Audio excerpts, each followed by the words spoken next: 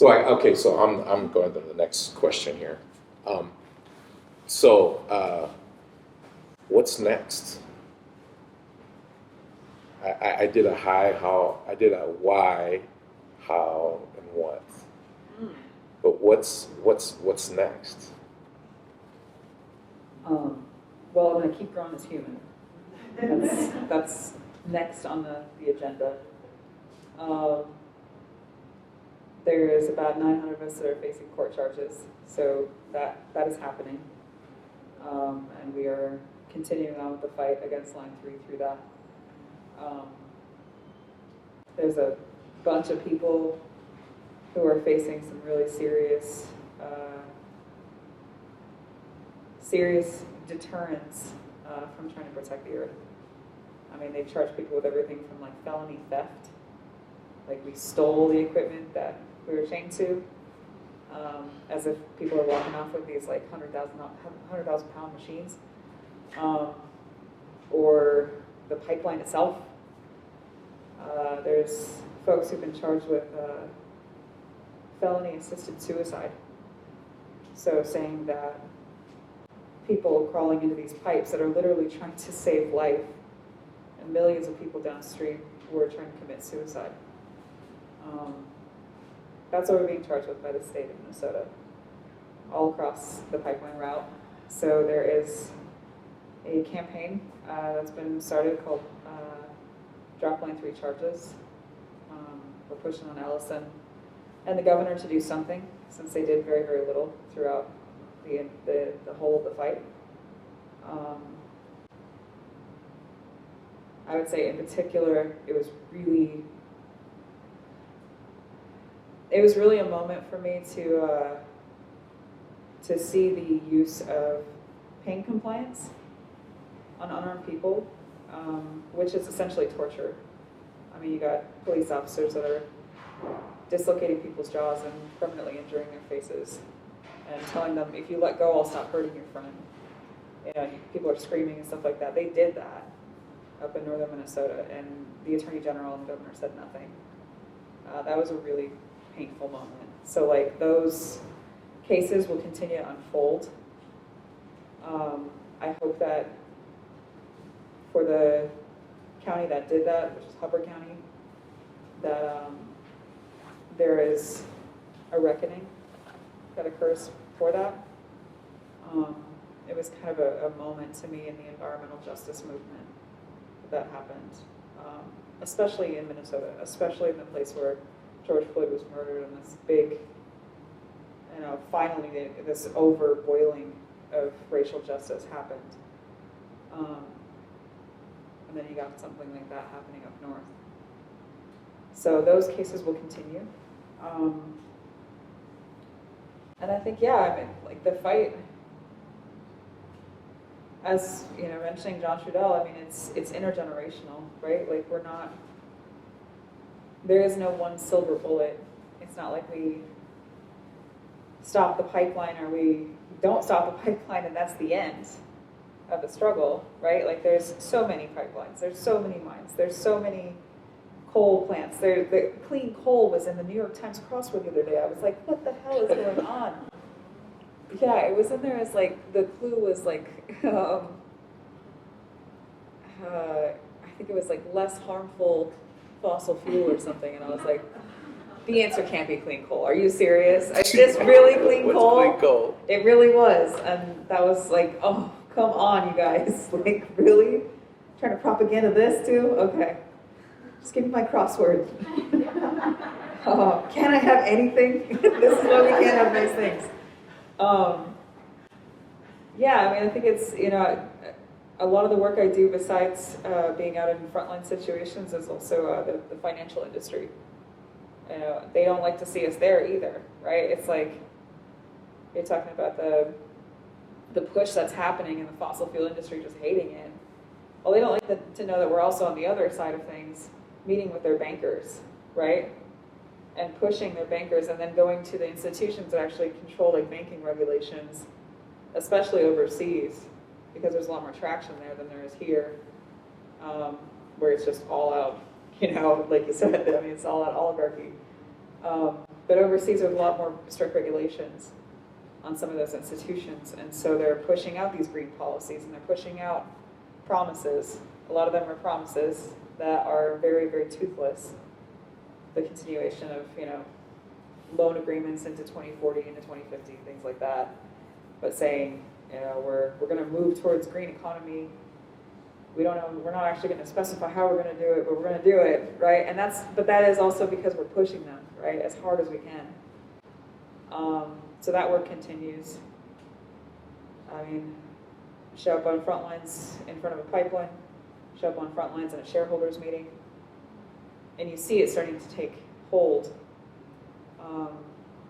I went to a Chase shareholders meeting in Chicago a couple of years ago. It was before the pandemic really hit. And there's the part where they allow civil society to talk. Like you can address the shareholders. And myself and a young person that's from Minneapolis here, Nina Berkland, very powerful advocate in Line 3 also. We went up to address the shareholders, and when we did, the entire room turned around to look at us in their chairs, right? Everything else are just listening. Okay, yeah, we get it. We're the most evil people in the world. So what? We're making a lot of money, And then when we came up, they all turned around, and I was like, oh wow, you guys feeling that heat, or is that what's going on? Are you noticing that we're messing with a lot of your projects, and that some of your loans maybe are not producing as much profitability as you wanted? And maybe that the industry that you've chosen to back is not doing so hot these days. It's actually struggling in a lot of ways to continue on with it's subsidizing itself and lobbying and how much money they're spending to keep their industry afloat. Because EVs are coming up, because of all these different factors and awareness, right? Climate change is the #1 issue for people under 30, right? It's not even a question. This is happening. We see it. There's fire tornadoes. You're gonna tell me that I didn't see that? You're not gonna convince us anymore that we don't see these things. Okay, there's drilling mud, right? There's chemicals all over the Mississippi River headwaters. You can see it in the water. You're gonna tell me I'm not seeing that with my eyes? That line of obfuscation isn't working anymore. So we'll keep going to the banking meetings. Another piece of the work for me personally is I've been working on some land back projects. And I am really committed to uplifting the generation of folks coming and sharing skills. This is how you systematically approach this giant Leviathan and all of its weak points, at least the ones that I've experienced so far. This is how you can learn how to create change in this huge system and figure out what you're really, find out what you are super driven and passionate about, and then go for it. Here's your skill set to do it, or at least at the beginning of it. So keep doing that. And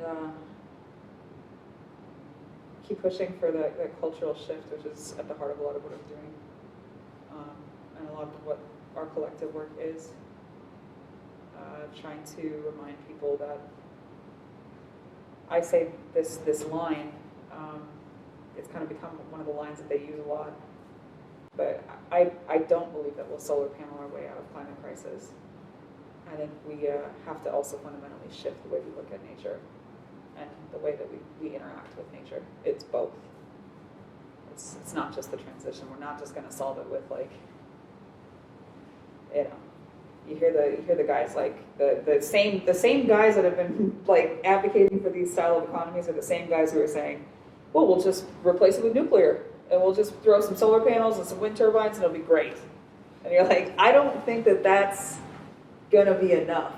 The consumerism and the amount of what we believe that we need in certain areas of the world is so out of control. We believe we need so much to be happy And that is not true, right? Like, people are miserable. This is one of the most drugged societies in the world. You know, people are not feeling that happiness. People are not feeling that connection. They don't feel that empathy anymore. They don't feel those things. So that cultural shift, continue on with that work too. And my last question for you actually is along those lines also, which is, I feel like a lot of your work is so deeply tied to tribal sovereignty and to economic development and the addressing of poverty. So how do people help? How do we support your work? How do we incorporate that into what we're doing? Well, I mean, it's one thing I thought when you were saying that, I just want to say is really quick, like, no one knows violence better than the state. You know, and that's what this government's good at.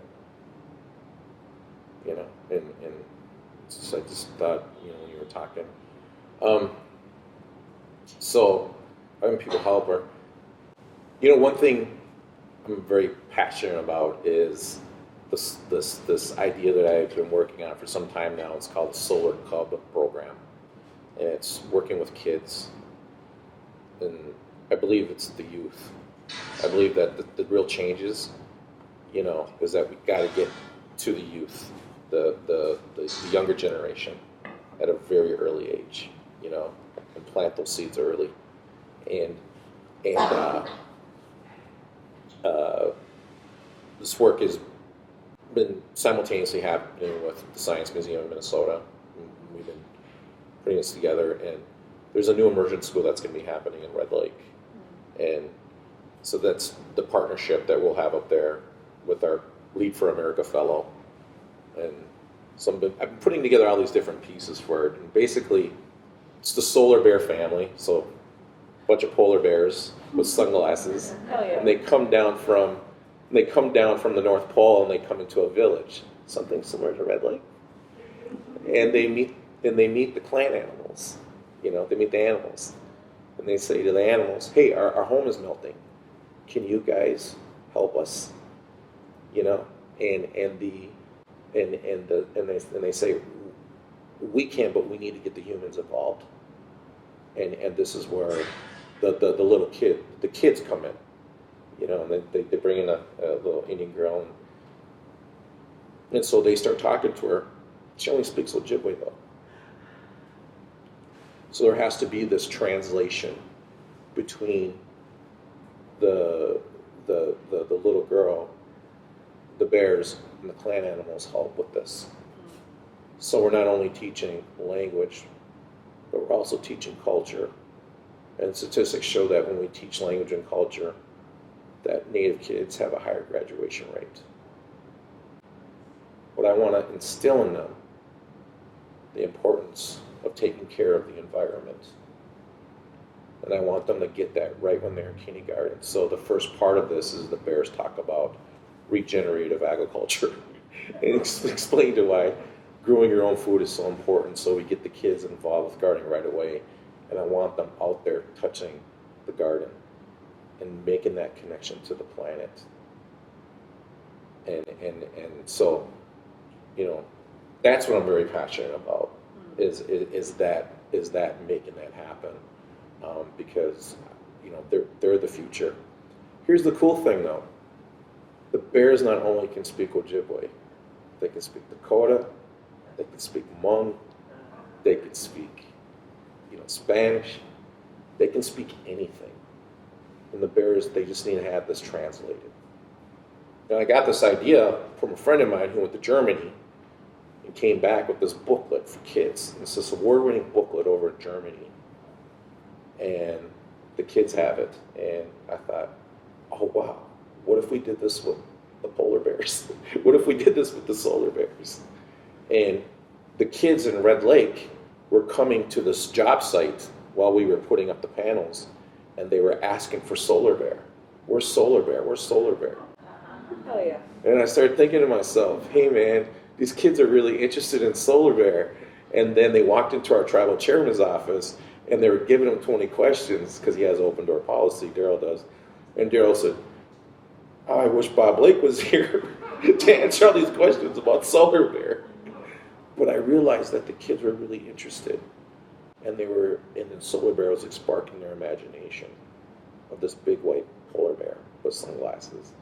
And so I thought to myself, how could we make this happen? And so that's when all these ideas and these stories kind of come in. And that's that to me. And that was your question. What was your question again? How do we support you? Oh yeah. Support that. Support that. Like that is really that's going to be some really cool work. And I hope that Taylor, one of my new hires from a couple of weeks ago, will be helping with that work and helping developing and working on that kind of stuff. So that's, I guess, how people can support that. But and that's just one piece of it, right? Like, and then obviously I'm very big on workforce development and getting that angle worked in to part of the grant. We just received a $7 million grant from the DOE. Part of that grant is going to be workforce development around EV charging stations, operations, and maintenance. So I want to be able to get people in these communities out in the rural areas involved with that work, so they understand, how important this is. That this is, because I think in these rural areas, especially, they've been hit hard by the pandemic. And so the idea of even creating this was around kind of like a Route 66. Let's get people out of the home, because everyone's been cramped up, but you don't have to jump in a plane and go far. You know what I mean? Like, you can ride this route and you can spend money in these rural areas, and you can create some type of economic development in these rural areas, right? And so that was the big idea around that. So people can help in that sense, is getting your electric vehicles, drive this route that we're going to be creating, and stay in the hotels and eat in the restaurants, and let them see that having this network and having these electric vehicle chargings in their area is creating economic development in their area. You know what I mean? And so that's one way you can help. And another way too is, let's not, let your legislators,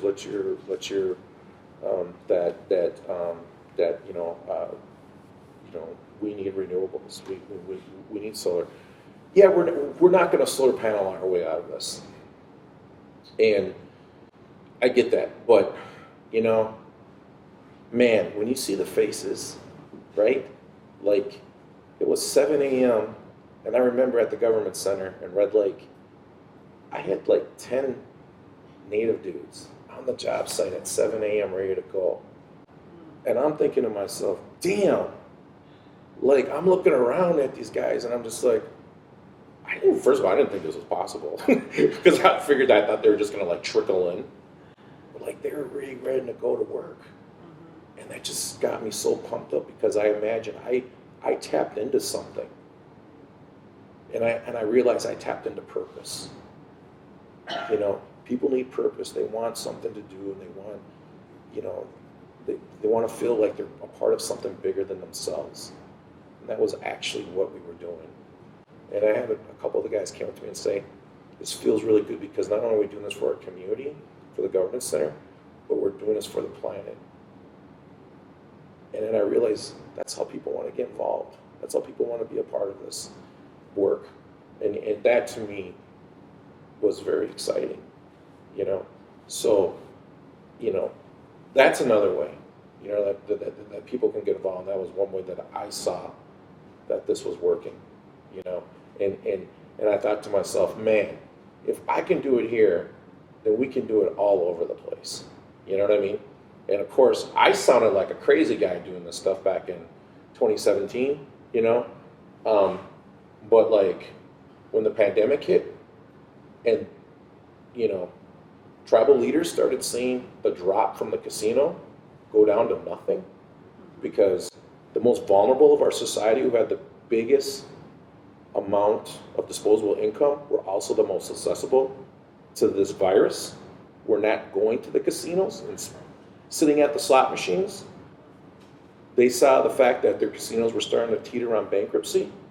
They said, oh my God, maybe Bob Blake isn't so crazy anymore, because the sun does shine every day. Let's get on the phone with him. And that's when I started receiving a lot of calls, because it hit them where it hurt. It hit them in the pocketbook. You know what I mean? And that's when I thought, yeah, exactly. You can create this. We could buy this. You could, implement this in your community.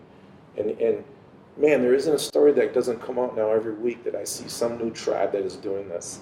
And it makes me so happy and so proud, because it wasn't happening before. And so that's what makes me so happy. So that's another way you can help, is support that kind of work, and support those people that are out there doing that. Hey, just one last thing I want to ask you though. So I saw you at the presidential forum in Sioux City, Iowa. Oh yeah. And I gotta tell you, it was really funny, because I'm oblivious to everything. I'm just walking, and just before I seen you in that back hallway, I don't know if you remember, but me and Robert Pilot were doing our radio show, and we were interviewing, presidential candidates. Well, right before that, Amy Klobuchar just happened to be walking by me, and she says, hey, where are you guys from? Because we were obviously the only media thing there. And I said, from Minnesota. I wasn't think this was Amy Klobuchar. Well, anyways, right then and there, right, the other people, their side people or whatever, were watching her talk to me. And she's, can I come and be and get an interview? And I'm like, oh, absolutely. And Robert Pilot is downstairs trying to get interviews, right? So then all these other people come to me, and they're like, hey, can we get an interview? And I'm like, oh man, you know what I mean? I just said yes to a bunch of interviews, and this guy who's going to interview him doesn't even know it. So I had to run downstairs to tell Robert, hey, listen, we got a bunch of people that want to be interviewed upstairs. And of course, Robert's just with his tape recorder, like, can I get a question in? Like, no one wants to talk to him, because there's all these other reporters. You come walking by me. Of course, I'm totally focused on this, right? And you said, hey, Solar Bear.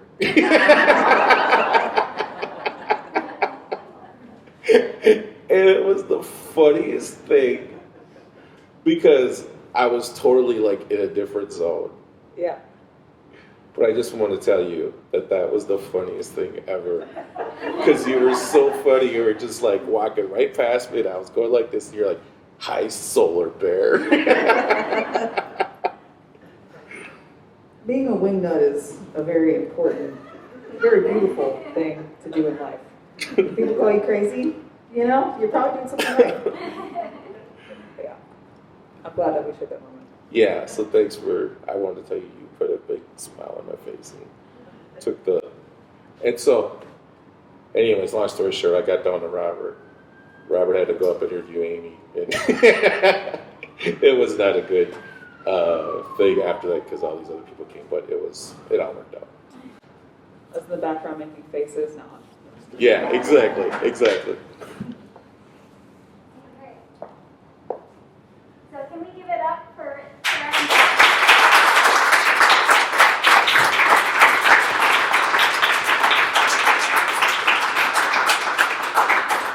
I'm just so inspired by just being able to witness and learn through your conversation. It felt like an intimate conversation that we were all just here for. And obviously your visions and the way that you move in the world, the way that you're realizing the work is very different. But I see how much you are interconnected, and I'm excited to think about the ways that your relationship together might blossom into the future. But we have time for one or two questions from the audience. So I know it's not much time, but who has a burning question that they want to ask? Yes, Nina. So this is I think our fourth climate event, and something that I've been really interested by is that a lot of the messages that we're hearing are ones of love, empathy, and hope. We just had a conversation with Catherine Hayho earlier today, where she said that the scary facts about climate change are not making an impact. It's the more positive conversations that are getting people compelled to make a difference.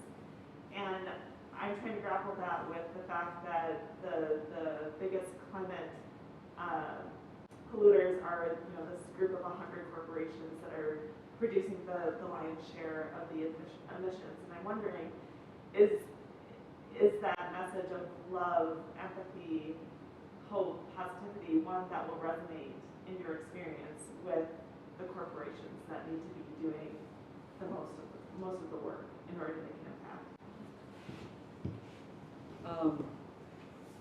I'll say this. So I've been in rooms of banking institutions where it's like 40 of them. They've been doing these little gatherings, right? And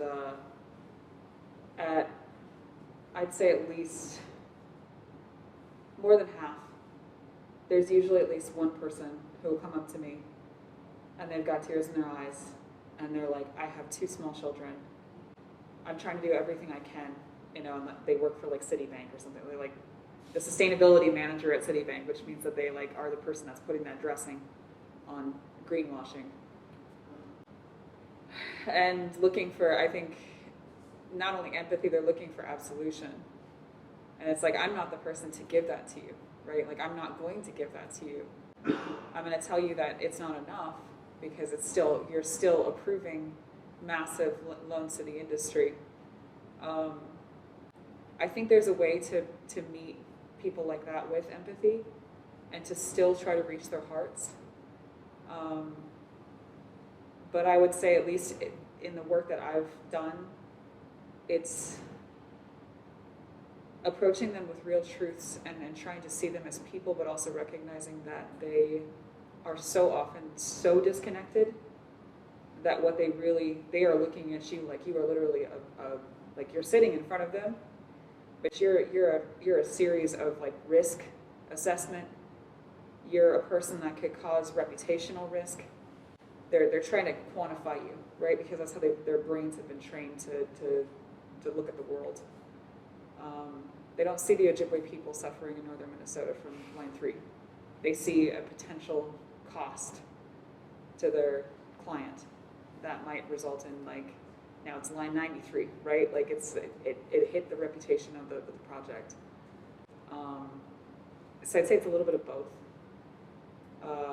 But at the same time, like I think with those the baddies at the very top that are causing so much chaos in the world,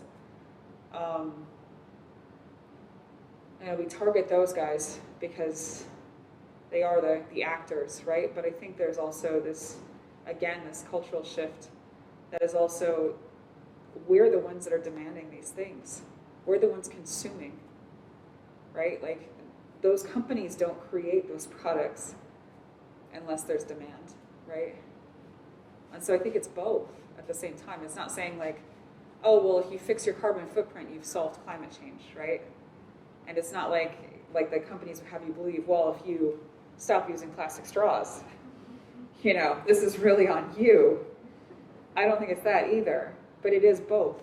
We can't absolve ourselves of our own agency in this chaos that's been created. So it's cultural shift and that love for each other, and also, showing up at the fossil fuel institutions and the bankers and all of that, and try to reach them as people. Sometimes you do, sometimes you don't, but you're also hitting them with real, here's the lawsuits, here's the damage to your company. There's 200 of us out in front of your lobby that are chained to the, the tellers and stuff like that.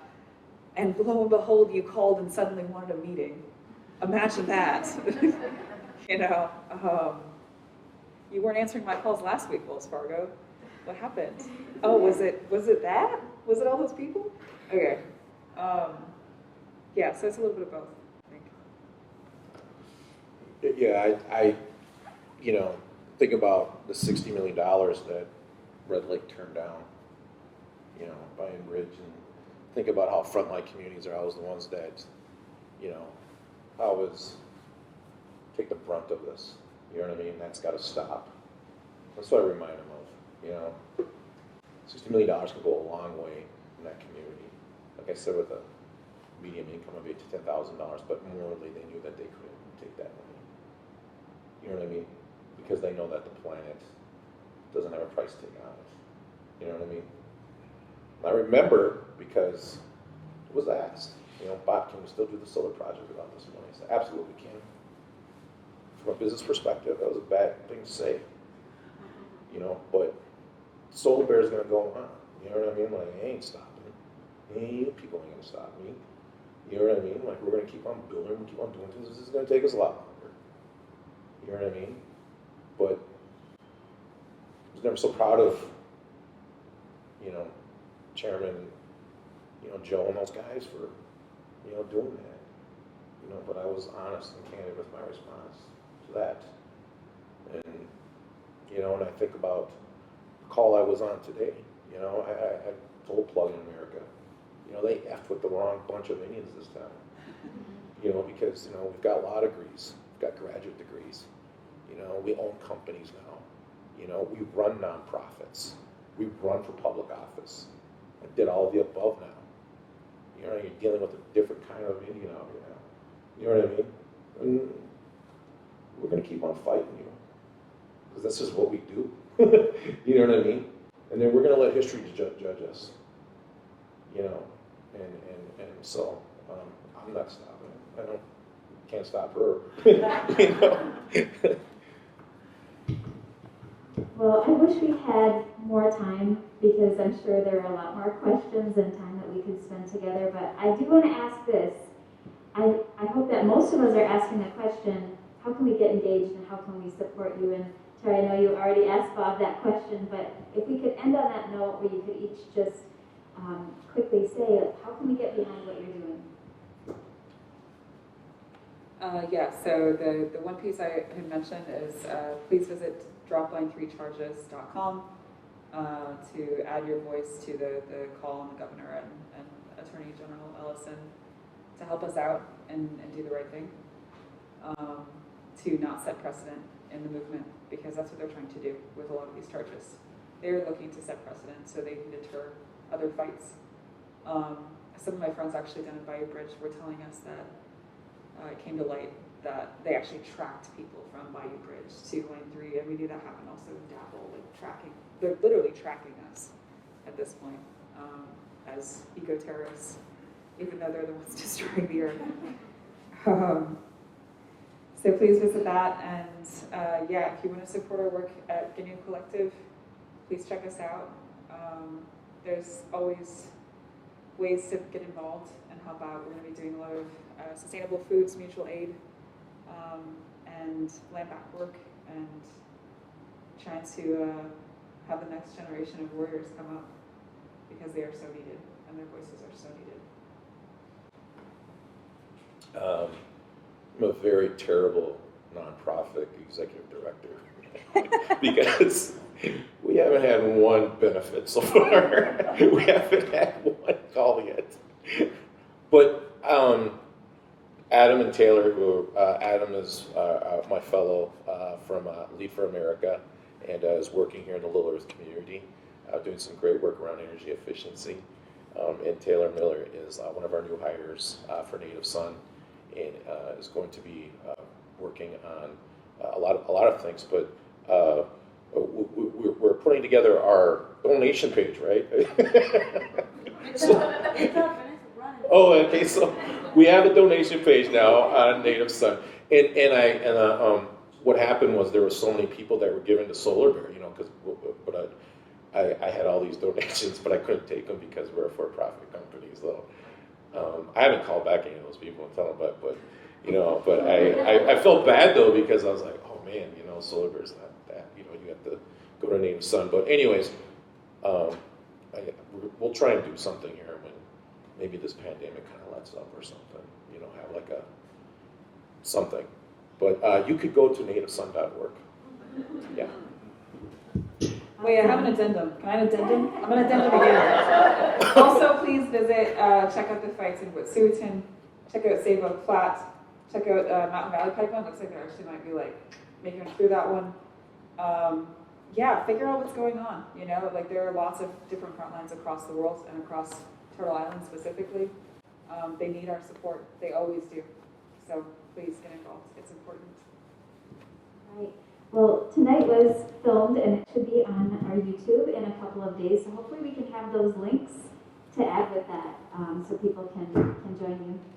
And I want to just thank Tara and Bob for being here tonight, for opening up and being willing to have this conversation with each other.